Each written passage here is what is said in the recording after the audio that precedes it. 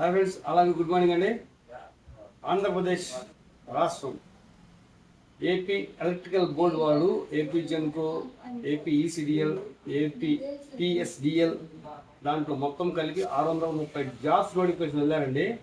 కాబట్టి BE BTech చదివిన వాళ్ళు, దానికి సంబంధించిన కోర్సు చేసిన వాళ్ళు మీ దగ్గరలో ఉన్న ఇంటర్నెట్కి వెళ్ళి ఆన్లైన్లో అప్లై చేసుకోండి. దానికి 75,000 రూపాయలు జీతంగా నిర్ణయించారండి స్టైఫండ్ కింద.